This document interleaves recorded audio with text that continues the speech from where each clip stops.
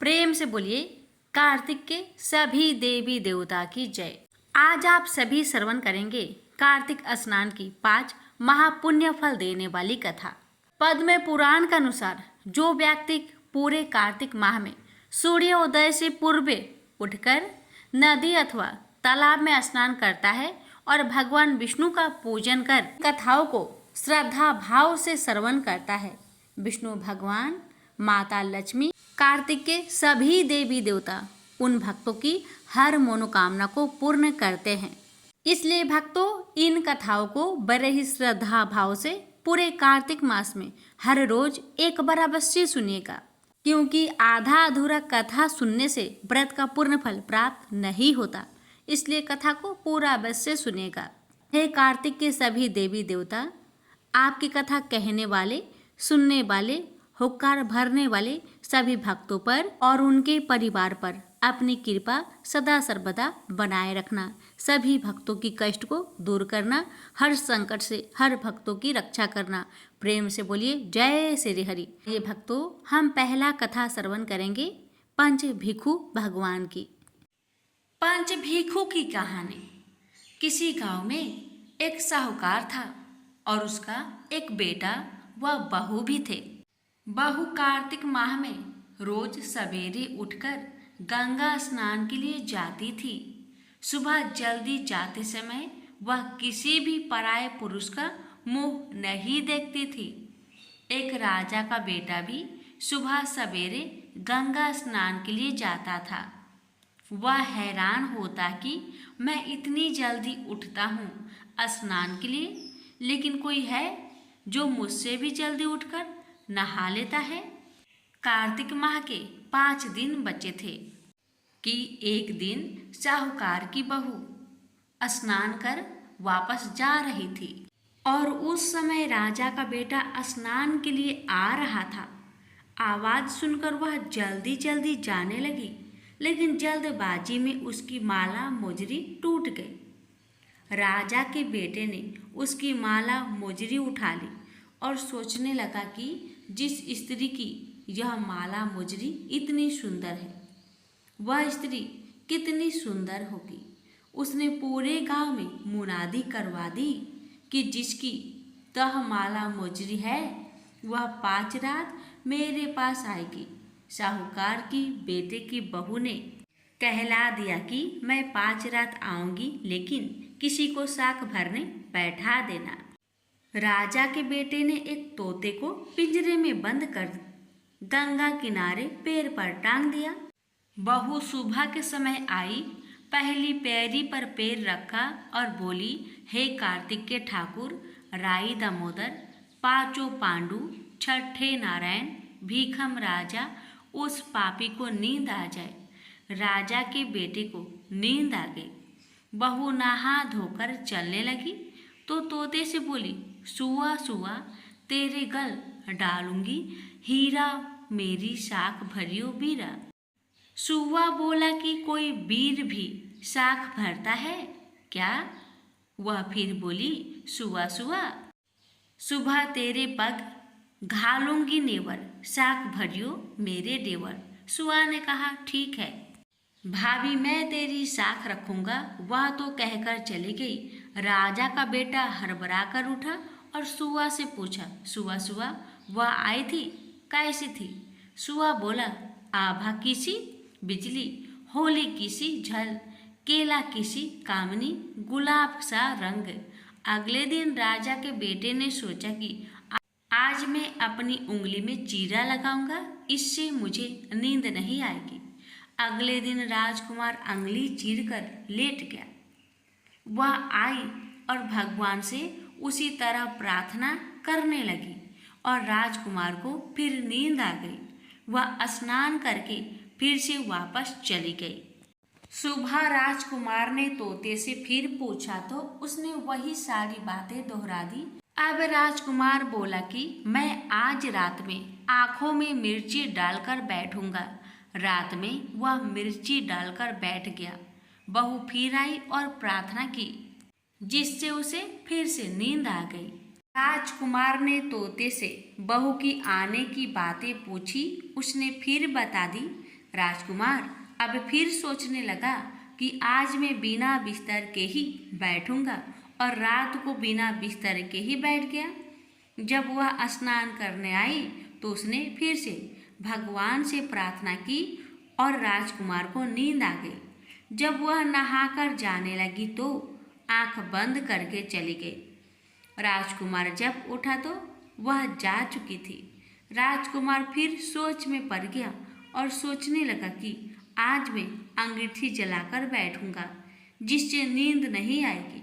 फिर वह रात को अंगीठी रखकर बैठ गया।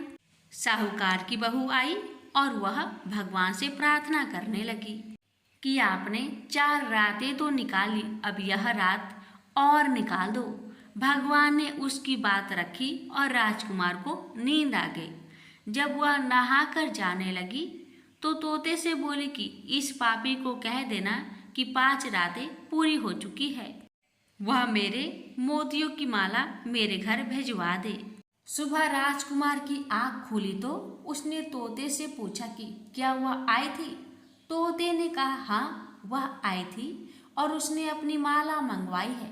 यह सुन राजकुमार सोचने लगा कि वह तो सच्ची थी, तभी तो भगवान ने भी उसका सत रखा।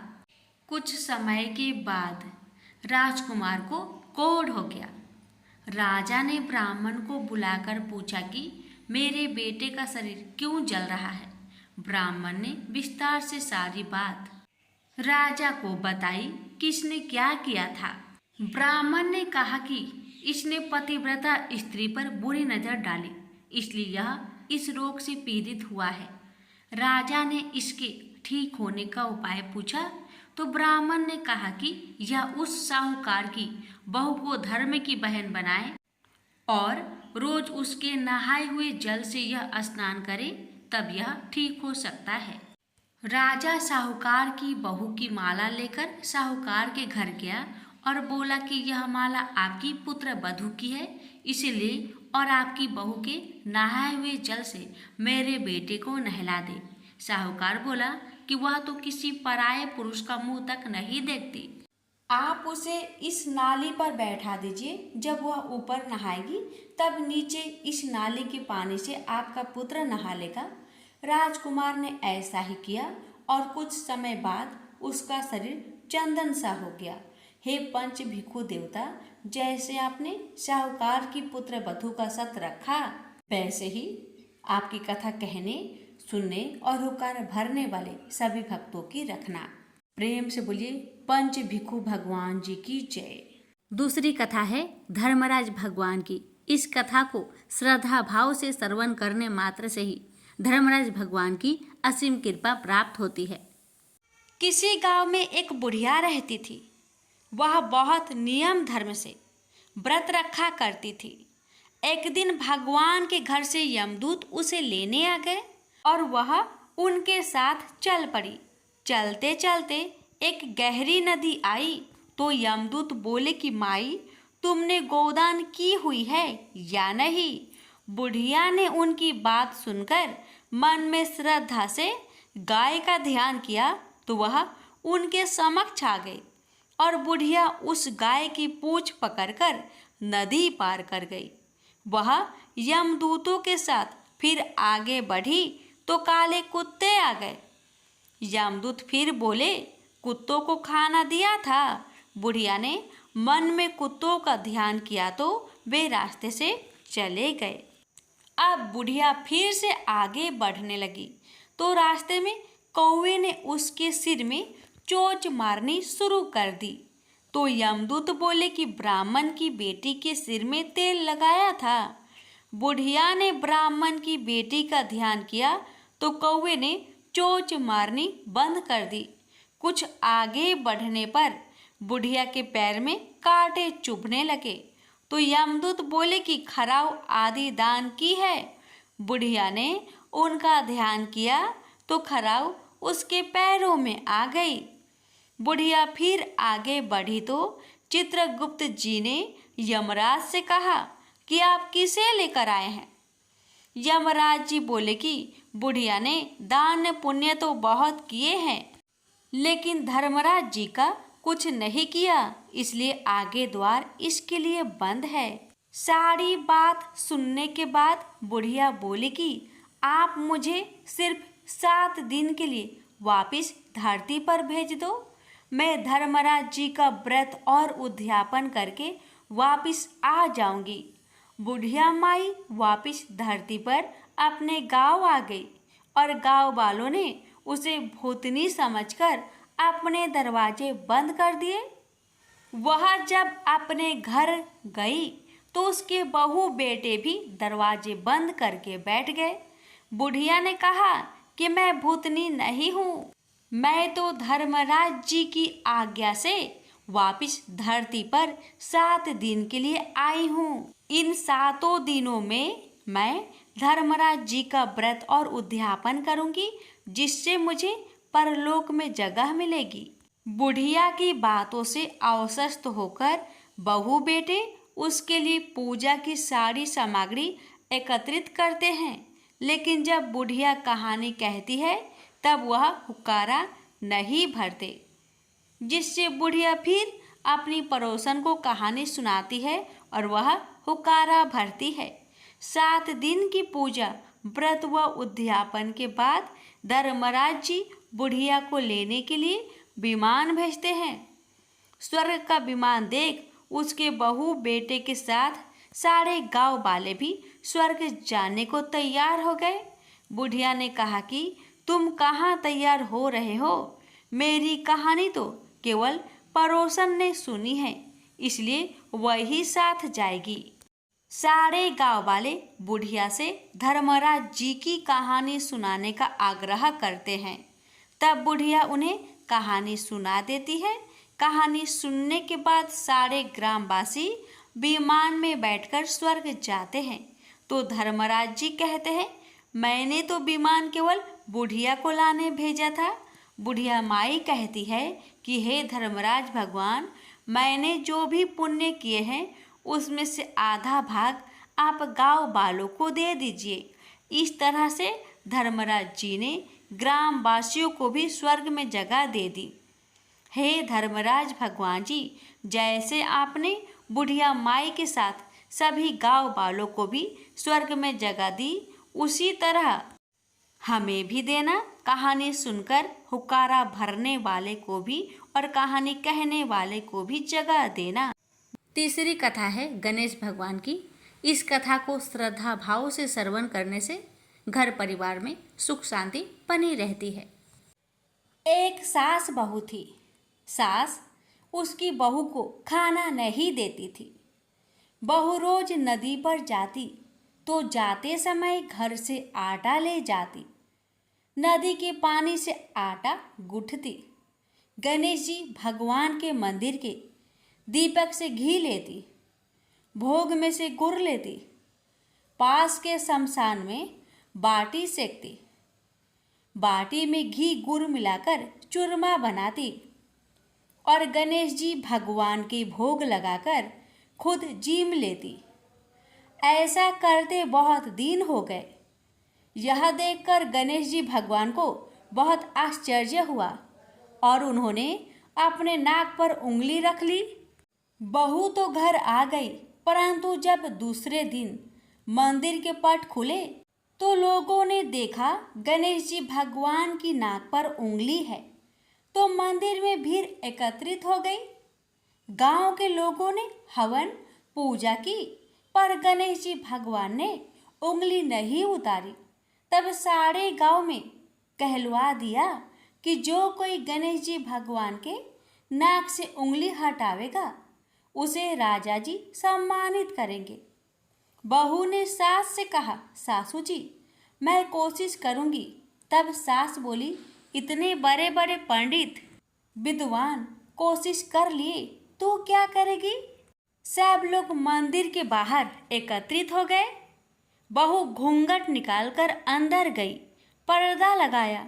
लोग गणेश जी से हाथ जोड़कर बोले, हे विघ्नहर्ता, मेरे घर से आटा लाती, लोगों को चढ़ाया, घी गुड़ लेती, शमशान में बाटी सेकती, उससे आपको क्या आपत्ति हुई?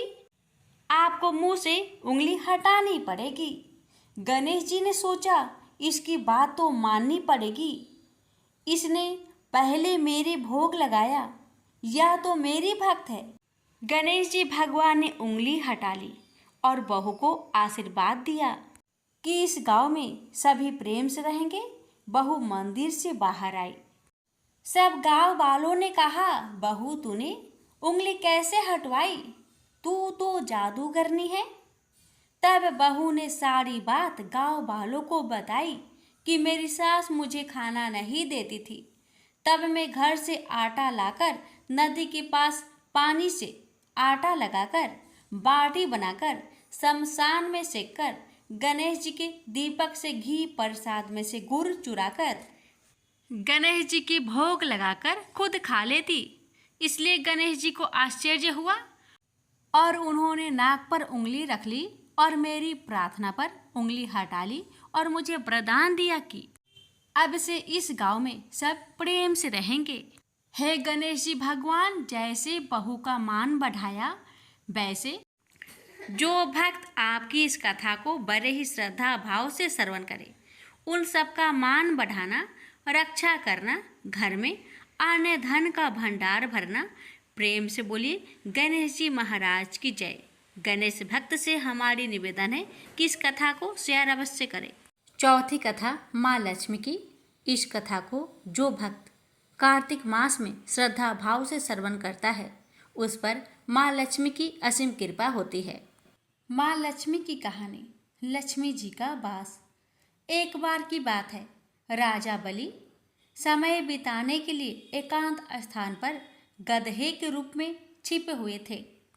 देवराज इंद्र उनसे मिलने के लिए उन्हें ढूंढ रहे थे। एक दिन इंद्र ने उन्हें खोज निकाला। उनके छिपने का कारण जानकर उन्हें काल का महत्व बताया, साथ ही उन्हें तत्व ज्ञान का बोध कराया। तभी राजा बलि के शरीर से एक दिव्य रूप आत्मा स्त्री निकली। उसे देखकर इंद्र ने पूछा, दैत्यराज, यह स्त्री कौन है? देवी, मानुषी अथवा असुरी शक्ति में से कौन सी शक्ति है? राजा बलि बोले, देवराज, ये देवी तीनों शक्तियों में से कोई नहीं है, आप स्वयं पूछ ले। इंद्र के पूछने पर वे शक्ति बोली, देवेंद्र, मुझे ना तो दैत्यराज बलि जानते हैं और ना ही तुम या कोई अन्य देवगण। पृथ्वी लोक पर मुझे अनेक नामों से पुकारते हैं, जैसे श्री, लक्ष्मी आदि। इंद्र बोले, देवी, आप इतने समय से राजा बलि के पास है, लेकिन ऐसा क्या कारण है कि आप उन्हें छोड़कर मेरी ओर आ रही हैं? लक्ष्मी बोली, देवेंद्र, मुझे मेरे स्थान से कोई भी हटा या डिगा नहीं सकता। मैं सभी के पास काल के अनुसार आती जाती रहती हूँ। जैसा काल का प्रभाव होता है, मैं उतने ही समय तक उसके पास रहती हूँ। अर्थात मैं सामान्य अनुसार एक को छोड़कर दूसरे के पास निवास करती हूँ। इंद्र बोले, देवी, आप असुरों के यहाँ निवास क्यों नहीं करती? लक्ष्मी बोली, देवेंद्र, मेरा निवास वही होता है जहाँ सत्य हो, धर्म के अनुसार कार्य होते हो, व्रत और दान देने के कार्य होते हो। लेकिन असुर भ्रष्ट हो रहे हैं। ये पहले इंद्रियों को बस में कर सकते थे, सत्यवादी थे, ब्राह्मणों की रक्षा करते थे, पर अब इनके ये गुण नष्ट होते जा रहे हैं। ये तप उपवास नहीं करते, यज्ञ हवन दान आदि से इनका कोई संबंध शेष नहीं है। पहले ये रोगी स्त्रियों, वृद्धों, दुर्बलों की रक्षा करते थे, गुरुजन का आदर करते थे, लोगों को क्षमा दान देते थे। लेकिन अब अहंकार, मोह, लोभ, क्रोध, आलस्य, अविवेक, काम आदि ने इनके शरीर में जगह बना लिया है। ये लोग पशु तो पाल लेते हैं, लेकिन उन्हें चारा नहीं खिलाते। उनका पूरा दूध निकाल लेते हैं और पशुओं के बच्चे भूख से चित्कारते हुए मर जाते हैं। ये अपने बच्चों का लालन पालन करना भूलते जा रहे हैं। इनमें आपसी भाईचारा समाप्त हो गया है। लूट खसोट, हत्या, व्यभिचार, कलह, स्त्रियों की पतिव्रता नष्ट करना ही इनका धर्म हो गया है। सूर्योदय के बाद तक सोने के कारण स्नान ध्यान से ये विमुख होते जा रहे हैं। इसलिए मेरा मन इनसे उचट गया है। देवताओं का मन अब धर्म में आसक्त हो रहा है, इसलिए अब मैं इन्हें छोड़कर देवताओं के पास निवास करूंगी। मेरे साथ श्रद्धा, आशा, क्षमा, जया, शांति, संतति, धृति और विजिति ये 8 देवियां भी निवास करेगी। देवेंद्र, अब आपको ज्ञात हो गया होगा कि मैंने इन्हें क्यों छोड़ा है। साथ ही आपको इनके अवगुणों का भी ज्ञान हो गया होगा। तब इंद्र ने लक्ष्मी जी को प्रणाम किया और उन्हें आदर सहित स्वर्ग ले गए। प्रेम से बोलिए लक्ष्मी माता की जय। हे लक्ष्मी माता, आपकी कथा कहने वाले, सुनने वाले, हुक्कार भरने वाले सभी भक्तों पर अपनी कृपा सदा सर्वदा बनाए रखना। 5वीं कथा है भगवान श्री कृष्ण की। इस कथा को कार्तिक स्नान के दौरान जो भक्त हर रोज श्रवण करता है उस पर भगवान श्री कृष्ण राधा रानी की कृपा सदा सर्वदा बरसती रहती है। किसी गांव में एक बूढ़ी औरत रहा करती थी। वह औरत हमेशा कार्तिक के महीने में व्रत किया करती थी। जब उसका व्रत खोलने का समय होता उस समय भगवान कृष्ण आते और एक कटोरा खिचड़ी का रखकर चले जाते थे। उस बुढ़िया के पास वाले घर में एक दूसरी औरत रहती थी जो हमेशा यह देखती थी। उसको बुढ़िया से बहुत जलन होती थी कि इसका कोई भी नहीं है, फिर भी इसे खाने के लिए खिचड़ी मिल जाती है। एक दिन कार्तिक महीने में स्नान के लिए वह बूढ़ी औरत गंगा में गई और उसके जाने के बाद भगवान श्री कृष्ण ने उसके लिए खिचड़ी का कटोरा उसके घर पर रख दिया। पड़ोसन ने देखा कि खिचड़ी का कटोरा रखा है और बुढ़िया घर पर नहीं है, तो उसने खिचड़ी का कटोरा उठाकर घर के पिछवाड़े में फेंक दिया। जब बुढ़िया कार्तिक स्नान करने के बाद घर वापस लौटकर आई तो उसे खिचड़ी का कटोरा नहीं मिला और वह फिर उस दिन भूखी ही रही और वह बार बार एक ही बात दोहराती रही कि कहाँ गई मेरी खिचड़ी और कहाँ गया मेरा खिचड़ी का कटोरा। बुढ़िया की पड़ोसन ने जहाँ खिचड़ी का कटोरा फेंका था वहाँ पर एक पौधा उग आया और उसमें बहुत सुंदर 2 फूल खिल गए। एक बार उस राज्य का राजा उस ओर से निकला तो उसने उन दोनों फूलों को देखा तो उसने वह फूल तोड़वा लिए और अपने महल में ले आया। महल में लौटकर उसने वह फूल अपनी रानी को दे दिया। रानी ने जब उन फूलों को सूंघा तो वह गर्भवती हो गई। कुछ समय बाद रानी ने 2 सुंदर पुत्र को जन्म दिया।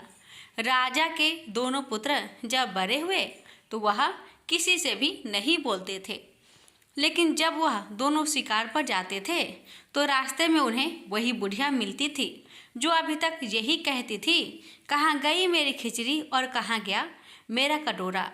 उस बुढ़िया की बात सुनकर दोनों बालक कहते कि हम ही है तुम्हारी खिचड़ी और हम ही है तुम्हारा कटोरा।